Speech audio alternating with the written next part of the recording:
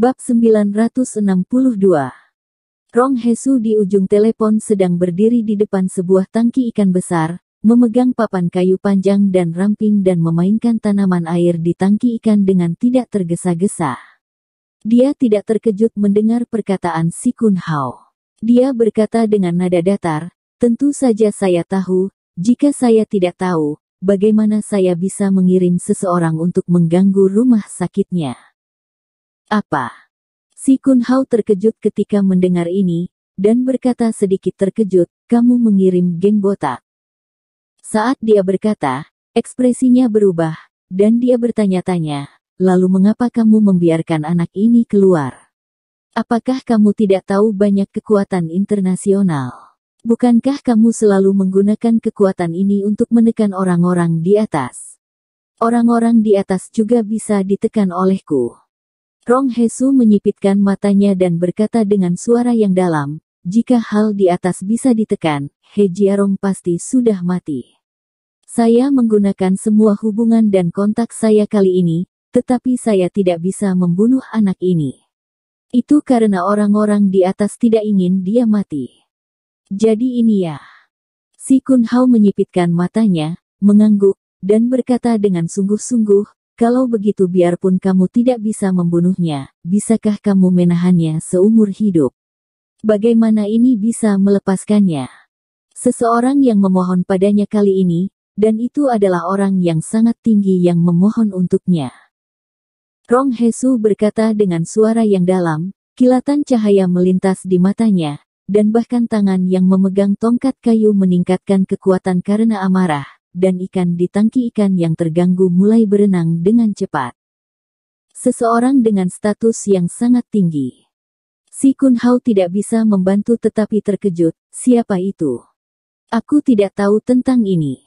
Bagaimanapun, orang-orang di atas tidak peduli tentang kekuatan apapun kali ini, jadi mereka membiarkan He Jiarong pergi. Adapun siapa perantara itu, tebak sendiri. Rong Hesu berkata dengan suara yang dalam, mengertakkan giginya, jelas sangat kesal, tetapi percakapan berubah, dan dia berkata dengan dingin, "Tapi tidak peduli siapa yang aku bantu, aku akan membiarkan dia mati. Dia keluar kali ini dan merawatku." Kata-kata juga merupakan hal yang baik. Jika dia berada di pesawat militer, saya akan mati dan saya tidak akan bisa membunuhnya. Dia tahu bahwa dia sudah terlalu tua dan waktu hampir habis. Meskipun ada banyak obat perawatan kesehatan di sekolah Suanyi yang dapat membantunya untuk memperpanjang hidupnya, itu masih kurang baik dibandingkan dengan seorang pemuda seperti Lin Yu. Dan satu-satunya keinginannya sekarang adalah dapat berurusan dengan Lin Yu sebelum kematian, sehingga setelah kematian, melihat putranya, dia juga dapat memberikan penjelasan kepada putranya. Ini, Laorong, bagaimanapun, ibu kota adalah tempat di mana anggota Departemen Pesawat Militer bertahan. Aku khawatir itu tidak terlalu bagus. Si Kun Hao mengerutkan kening dan berkata dengan sungguh-sungguh, "Sejauh yang saya tahu, He Jiarong memiliki banyak musuh, tetapi tidak banyak orang yang menyerangnya sepanjang waktu, karena dia takut pada pesawat militer di ibu kota, bahkan Zhang Erye. Orang-orang telah ditangkap oleh pesawat militer. Pesawat militer ini bukan vegetarian, jadi Anda harus berhati-hati. Jangan khawatir, aku tidak terburu-buru. Orang tuaku hanya akan melakukan ini untuk sisa hari ini.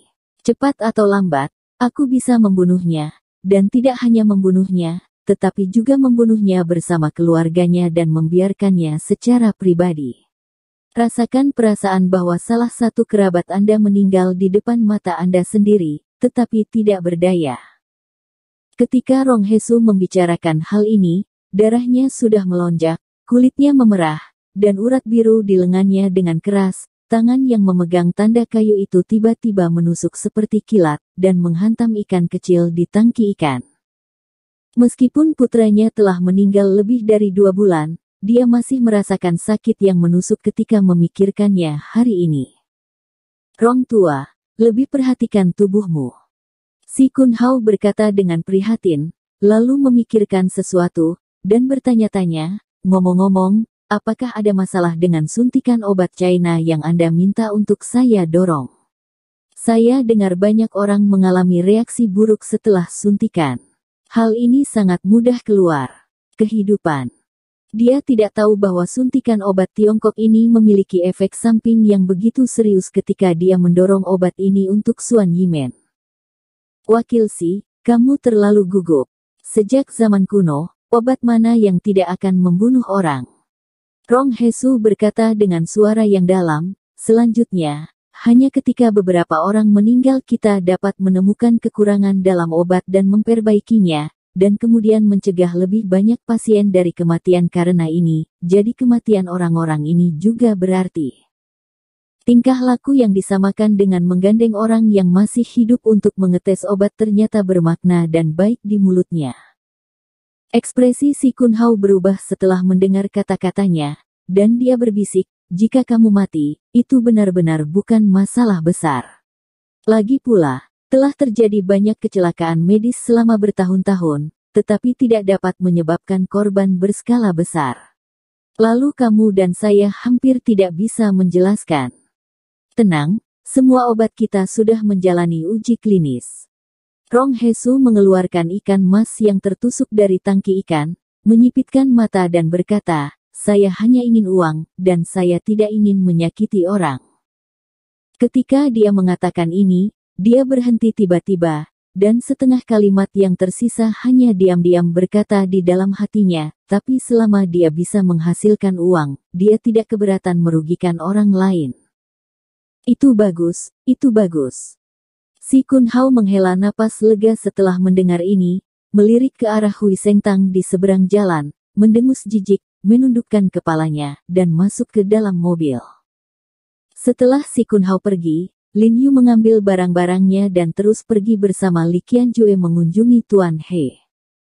Dalam perjalanan, Lin Yu menelepon He Jinqi. Setelah mengetahui bahwa Pastor He ada di rumah, Lin Yu dan Li Qianjue langsung bergegas ke rumah Pastor He. Saat ini, ada beberapa mobil dan kendaraan off-road terparkir di depan pintu gerbang pekarangan. Lin Yu dan Li Qianjue turun dari mobil dan berjalan langsung menuju halaman. Karena Lin Yu sudah beberapa kali ke sini, mereka jadi familiar dengan jalannya.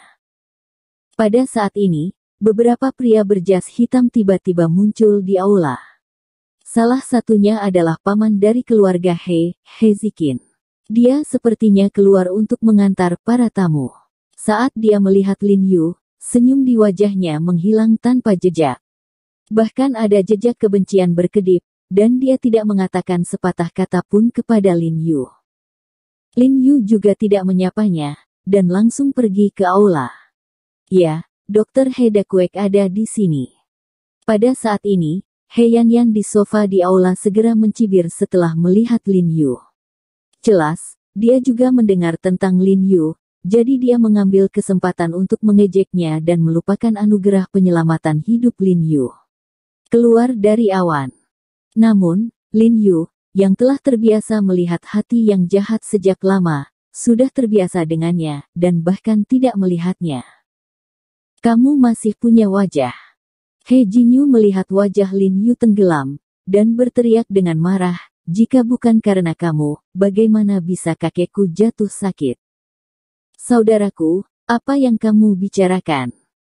He Jinqi di kamar berlari keluar setelah mendengar gerakan itu, dan berteriak dengan dingin, kakak kedua saya tidak tahu apa yang kakek lakukan. Kamu melewatkan jeritan penatua kedua. Jangan katakan apakah dia adalah keturunan dari keluarga He masih belum diketahui, bahkan jika memang demikian, tidak layak bagi kakek untuk melakukan ini. He Jinyu berkata dingin, dengan kecemburuan yang kuat di matanya. Dia telah tumbuh begitu besar sehingga dia tidak pernah begitu disayangi oleh kakeknya. He Jinqi juga sepertinya melihat bahwa kakak tertuanya cemburu pada Lin Yu. Jadi dia mencibir dan dengan sinis berkata, kakek lebih baik bagi orang luar daripada kamu. Kamu mengatakan bahwa di mata kakek, kamu harus tidak berguna sampai sejauh mana. Dia Jinqi. He Jinyu segera gemetar karena marah saat mendengar ini, dan menatap He Jinqi. He Jinqi mengabaikannya lagi, dan langsung menyeret tangan Lin Yu ke kamar tidur bagian dalam. Saat ini, saya melihat bahwa Tuan He sedang berbaring di tempat tidur, matanya terpejam, dan dia tertidur. Di dalam kamar, ada beberapa orang dari keluarga He. Selain Ni He, ada juga Nyonya He Zizhen dan Nyonya He Ziheng, dan Tuan He 2 orang. Putri, He San dan He Miao. Tuan Ho, apakah Anda di sini? He Ziheng tampak senang setelah melihat Lin Yu, dan buru-buru berkata, kamu di sini tepat, biarkan ayahku melihatnya. Saudaraku, apakah kamu mencoba membunuh ayah kami? He Miao memutar matanya dan berkata dengan dingin sambil memegang tangannya, sekarang dia adalah seorang dukun yang terkenal di Beijing. Tidak, aku masih punya wajah. Itu benar-benar berkulit tebal. Jika bukan karena dia, orang tua itu bisa seperti ini. He San juga menggemakan suara dingin itu. Kedua saudara perempuan dan Lin Yu dapat dikatakan memiliki kebencian yang dalam, jadi mereka memanfaatkan kesempatan itu dan jatuh ke dalam masalah. Jin Rong, jangan dengarkan mereka, ayo, datanglah ke nenek. Ketika Ni He melihat Lin Yu, dia tersenyum ramah dan menyapa Lin Yu untuk duduk di sebelahnya. Seiring bertambahnya usia, kondisi mentalnya juga menurun. Lin Yu tidak bisa membantu tetapi merasa sakit, tetapi juga bagus untuk sedikit bingung, tetapi dia akan jauh lebih bahagia. Bu, biarkan aku membawanya keluar dan duduk. He Zizhen bangkit dan membawa Lin Yu dan berjalan keluar, dan berkata dengan suara rendah, Jiarong, jangan khawatir, dokter sudah melihatnya. Ayahku baik-baik saja, tapi dia lelah. Istirahatlah selama beberapa hari. He Zizhen juga menyapa Li Qianjue. Lin Yu mengangguk, dan dia baru menyadari bahwa kondisi ayahnya tidak serius, dan dia harus bisa memulihkan diri selama beberapa hari. Ngomong-ngomong, kamu datang tepat, aku ingin memberitahumu sesuatu. Ekspresi He Zizhen tiba-tiba menjadi khusyuk, dan dia tersenyum dan menyuruh He Jinqi untuk menyapa Li Qianjue terlebih dahulu, lalu berjalan ke halaman dengan leher Lin Yu. Melihat ekspresi serius He Zizhen, Lin Yu tiba-tiba menjadi sedikit khawatir, dan berkata dengan suara yang dalam, He Erie, apakah sesuatu telah terjadi?